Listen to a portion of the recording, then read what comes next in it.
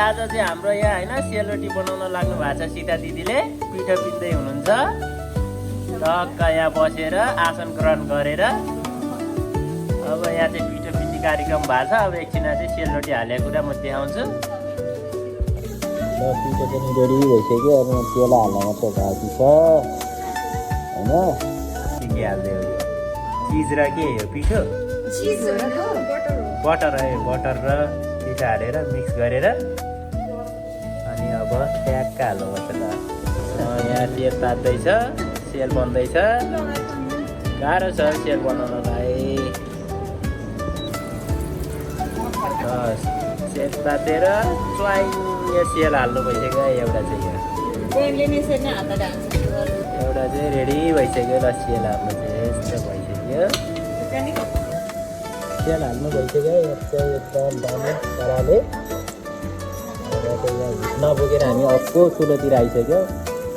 यहाँ चाहिँ सही भएको ल।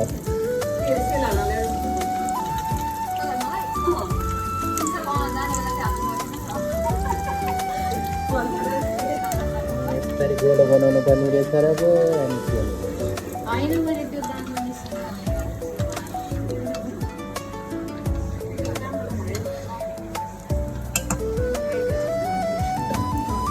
अझै नआउँछ यो हजुर।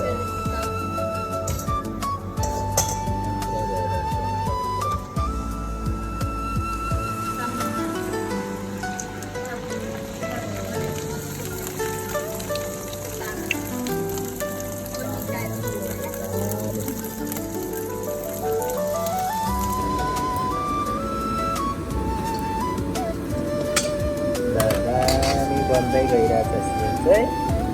सेल खाने भए चाहिँ सीता दिदीलाई सम्पर्क गर्नु होला। यहाँ पोलेद्वीपमा आएर शरद तिवारीलाई पनि यहाँ फेरि सम्पर्क गर्नु होला। हजुर सेल चाहिँ रेडी भइसक्यो होइन। अब आजको चाहिँ बन्दैछ अझै बाँकी गर्दै हुन्छ। अब भिडियो चाहिँ हेरेर यसो मन पराइदिनु भयो भने लाइक कमेन्ट सब्सक्राइब गरिदिनु होला। धन्यवाद। ल यहाँ बन्दैछ।